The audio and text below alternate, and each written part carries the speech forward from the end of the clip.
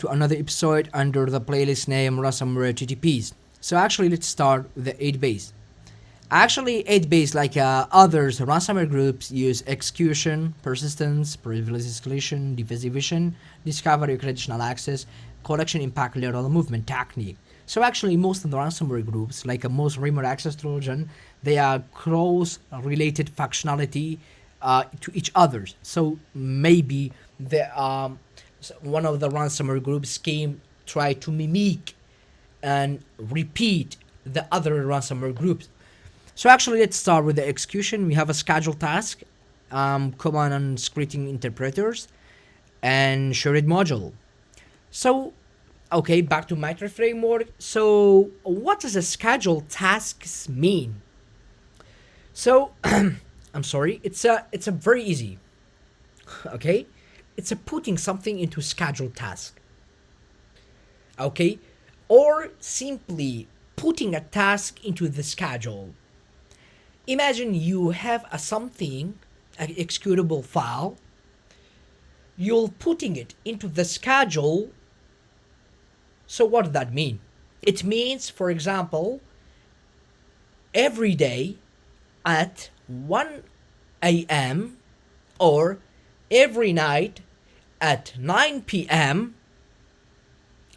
start execution this executable file.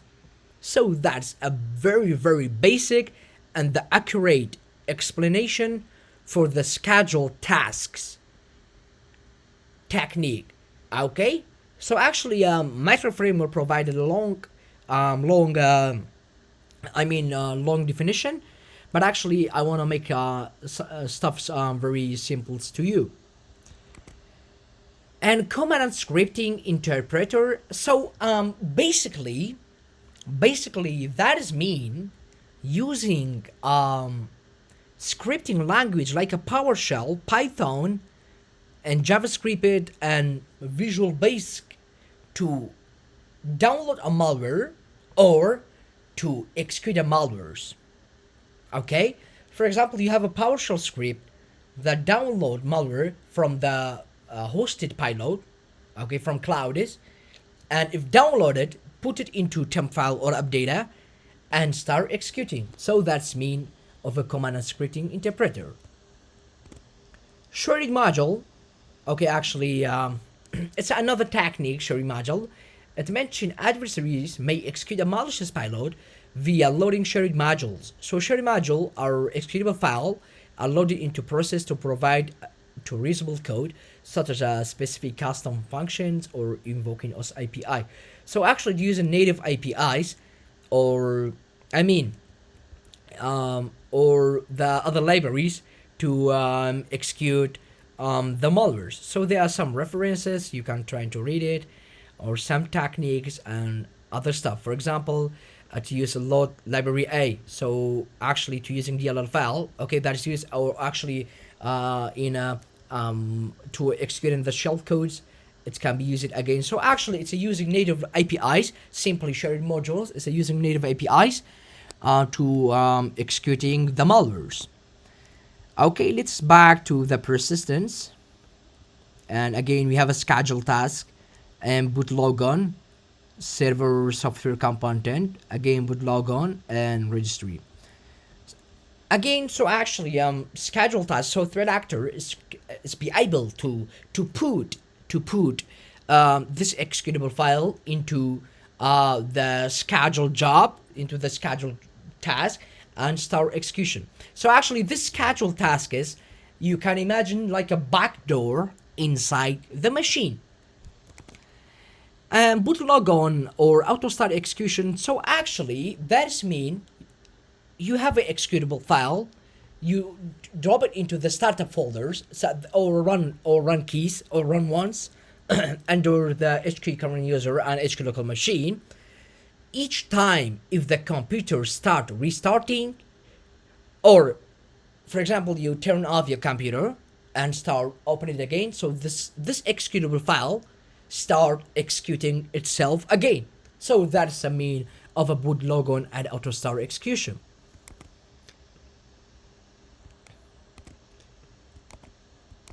Okay, actually, we have this. Yeah, that's the same. That is the same. Actually, I mean, run one key. So we have mentioned it. That is the same. And again, privilege escalation. We have discussed it already. Okay, I think that's the same. And token theft. So actually, we have a different privilege on our operation systems. We have an administration level, and we have um, user level. That's why in some malwares that we analyzed before, it mentioned run as invoker, so requested privilege. So that is mean you can run as a user and you can run as admins. Of course, the admin have more privilege. So actually, scheduled tasks have the same capabilities. So you can try to use it for more high privileges, because actually you can doing scheduled tasks as a user mode, and you can doing scheduled tasks as a kernel mode. And for the boot or logon, again, you have a different privilege, and you can try to do it through the user mode, and you can try to do it through the admin mode. Access token manipulation. So actually, it's start trying to modify the access token, okay, to operate under different user or system security, maybe NT authorities. And so actually, run as I got it.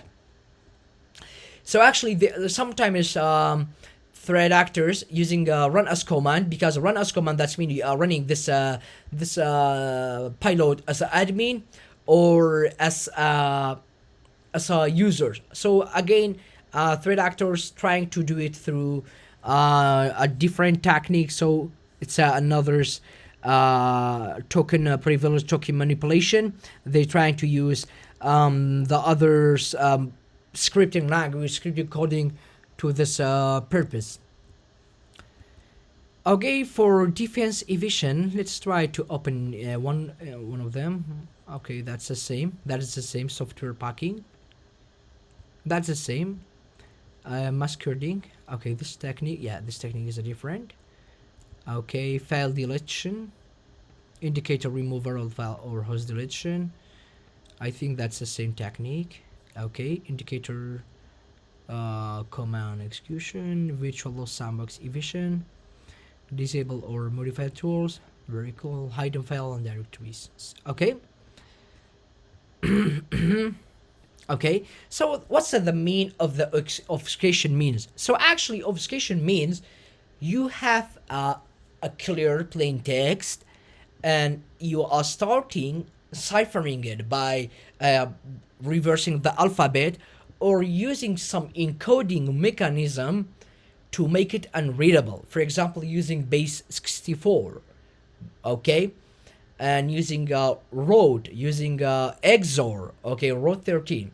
So actually, if the malware, if obfuscated, that doesn't mean malware is packed. So actually, this way can be used for bypasses antivirus product, because one of the way that antivirus product are trying to um, detect or investigate the executable file is by string stuffs. Okay, by string stuffs. For example, if they found a suspicious string based on the role matching some emulation stuffs, it can detect it. But actually, when it has been obfuscated, it's a little bit hard.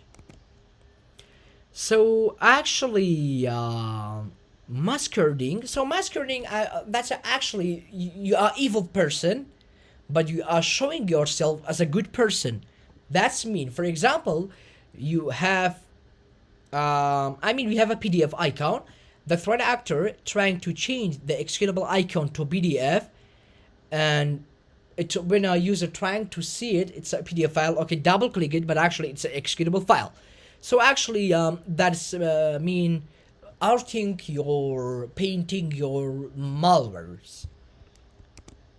Indicator removal, or actually that is mean you are removing your footprint, is your fingerprint inside the system. It could be happen by deleting even logs, security logs on some a temp file that your malware start to creating it during the execution. Indirect command execution, so actually that's using some Windows utilities to bypass security stuffs. For example, you can try to use a threat actor using a PowerShell to disabling Windows Defender. Again, that's trying using a secure shell protocol to execute a binaries. So there are many techniques that threat actor actually trying to use. Virtualization sandbox evasion. So what that mean is actually basically threat actor trying to I mean trying to escape from the guest machine into the host machine. That's a basically, and we can say it trying to detect it if the malware has been executed inside the host machine or inside the guest machine.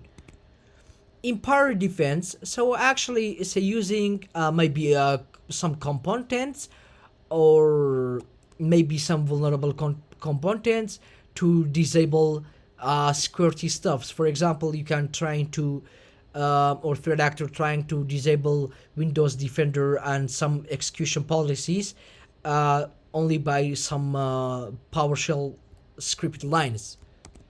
Hide artifact. So actually, that is mean it's like a being fileless, simply being fileless, like a fileless malware that only run in memory. And for investigate this case, you have to dump the RAMs, dump the full image, and start conducting your investigation. Conditional access. So we have input capture. Yeah, I think only we have input captures. So input capture, what does this mean? It's keylogging stuff. Okay, actually, for example, your computer is infected by first stage of the malware, and this stage is not a ransomware. Actually, it's only like an info stealer trying to keylogging, capture your keystrokes, and back the log into the attacker servers.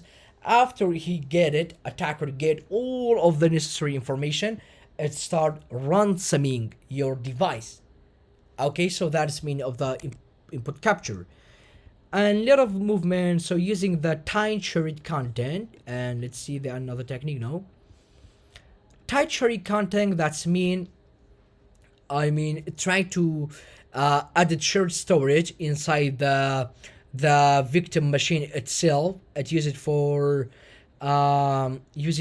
maybe stealing stuff and movement from the other machine and to other machine. You can imagine like what, for example, two computers is connected to each others through Ethernet in a LAN local area networks.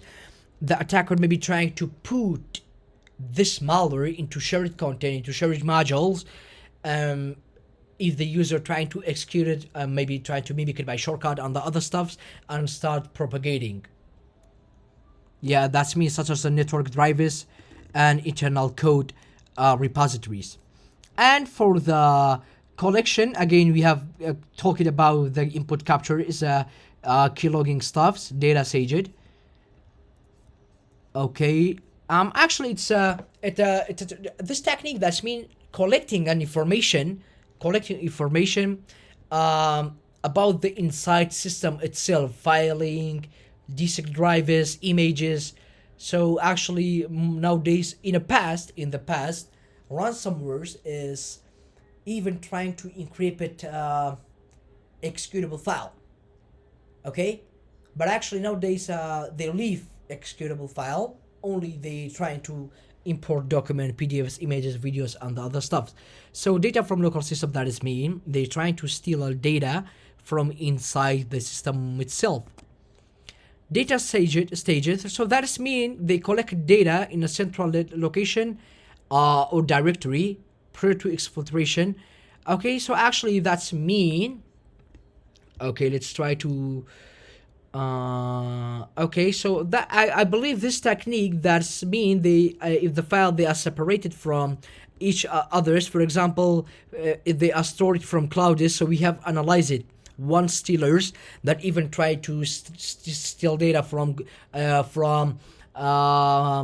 Google Drive, from Dropbox, from OneDrive, and other stuffs. So actually, this technique that is mean trying to steal data that they are stored in the separate location. And the impact actually again the data destruction, data encryption, inhibits. So that's swiping. Okay, the inhibit system recovery. So data destruction means they are destroy a data and destroy the full system, wiping. So I mean that's make the operating system unusable and remove file in the secure way. So that's mean your data never can be back, maybe, or unless you have a separate backup, offline backup in other location and get your data back. So data destruction, that means destroying the data. Data encrypted for impact. So actually, that's a behavior of the ransomware, trying to encoding and encrypting your files, and then ask for the ransom. I mean, ask for the money actually. Inhibit system recovery. So actually, they trying to remove a shadow copy, wadmin,